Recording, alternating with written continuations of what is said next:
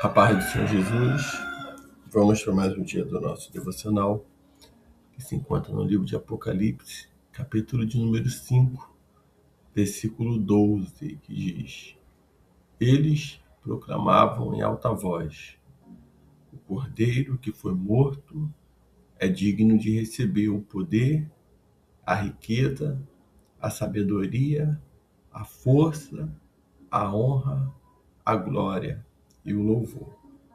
Estamos diante desse capítulo 5 do livro de Apocalipse, onde nós vamos falar sobre o livro e o cordeiro. O livro selado com 7 selos, e somente o cordeiro é digno de abrir esse livro. Então nós vamos ver que a partir desse versículo 5, onde nós vamos estar vendo que ele é uma continuidade, ele continua a breve visão do céu que havia começado a ser mostrado no capítulo anterior. Então nós vamos entender que na época de João, os livros eram escritos em pergaminhos, pedaços de papiro, ou finas peles de animais, que chegavam a ter cerca de 10 metros de comprimento, e depois enrolado e selado com cera, ou argila. Então o pergaminho, ou livro que João estava vendo, contém todo o relato daquilo que Deus tem reservado para o mundo. Então, os 7 selos, eles indicam a importância do seu conteúdo. Os selos estão localizados ao longo do pergaminho, de forma que, à medida que cada um deles é rompido, mais desse conteúdo poderá ser lido para revelar a próxima fase, do plano de Deus para o fim do mundo. Então, somente Cristo é digno de abrir os selos e abrir os pergaminhos ou livro. Então, quando ele fala do lado direito, versículo 1 do capítulo 5, do lado direito de quem estava sentado no trono, vinha um livro escrito por dentro e por fora, bem selado, com 7 selos. Vi também um anjo forte, clamando em alta voz: Quem é digno de abrir o livro e de romper o selo? Mas no céu não havia ninguém, nem na terra, nem debaixo da terra, que pudesse abrir o livro ou olhar para ele. Eu chorava muito, pois ninguém fora achado digno de abrir o livro, nem de olhar para ele. Então um dos anciões me disse: Não chores, pois o leão da tribo de Judá, a raiz de Davi, venceu para abrir o livro e romper os 7 selos. Então, o leão, isto é, Jesus, havia provado que era digno de abrir os selos, ou o livro por ter vivido, uma vida em perfeita obediência a Deus, por ter morrido na cruz pelos pecados do mundo e ressuscitado para mostrar seu poder e autoridade sobre o mar, ou melhor, sobre o mal e a morte. Então, somente Cristo foi capaz de derrotar o pecado, a morte, o inferno e o próprio Satanás. Portanto, somente Ele pode ser, confiado o futuro do mundo.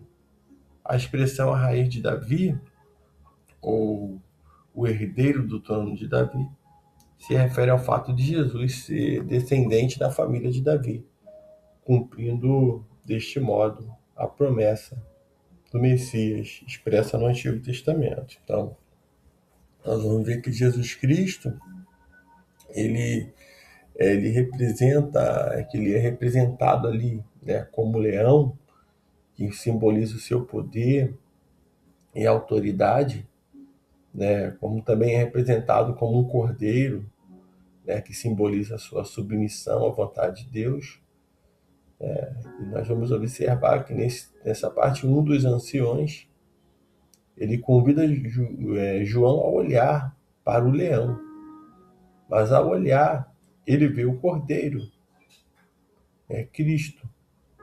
O cordeiro, ele representa o perfeito sacrifício pelos pecados de todos. Portanto, somente ele pode nos salvar, dos terríveis acontecimentos revelados no livro. Cristo Cordeiro venceu a maior de todas as batalhas. Ele derrotou todas as forças do mal ao morrer na cruz. O papel de Cristo, o leão, será liderar a batalha onde Satanás será finalmente derrotado. Cristo Leão será vitorioso por causa daquilo que Cristo Cordeiro já havia feito.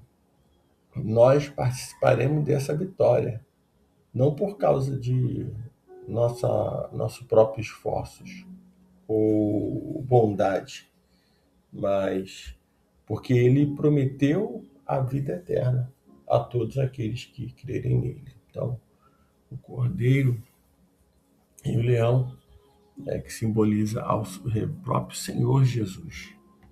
É aquele que venceu a morte, aquele que venceu o pecado. E ao ver ali, João, toda aquela revelação, toda aquela visão a qual ele contemplou ali, a palavra do Senhor diz que João ele chorava muito, e que eu acredito que por estar vivendo aquela situação, aquela visão e contemplando, e quando ele olha, ele vê o Cordeiro de Deus, aquele que tira o pecado do mundo. No versículo 6 diz: Nisso vi em pé, entre o trono e os 4 seres viventes, no meio dos anciões, um cordeiro, que parecia estar morto, e tinha 7 chifres e 7 olhos, que são os 7 Espíritos de Deus enviados por toda a terra.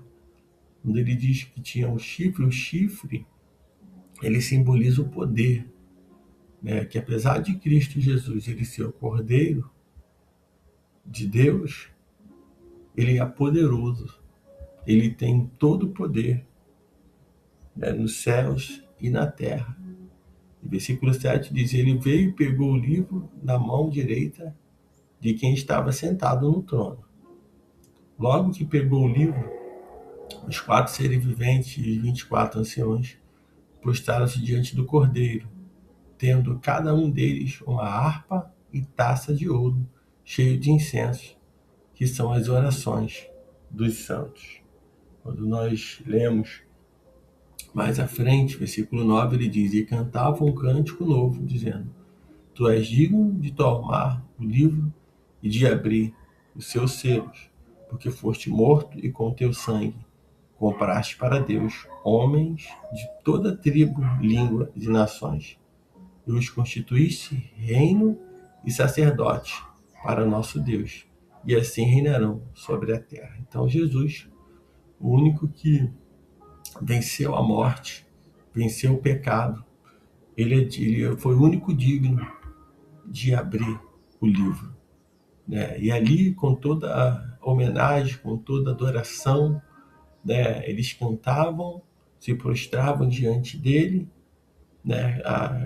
louvavam, adoravam o Senhor, porque ele, ali esteve aqui nessa terra, obediente ao que o nosso Deus tinha ordenado, e ali todos diziam: Tu és digno de tomar o livro e de abrir o selo, por foste morto com teu sangue e compraste para Deus homens de toda tribo, língua e nação. Então, vidas e almas da humanidade, todos aqueles que confessaram o Senhor como Salvador, que confessam o Senhor, eles assim, o Senhor morreu por todos.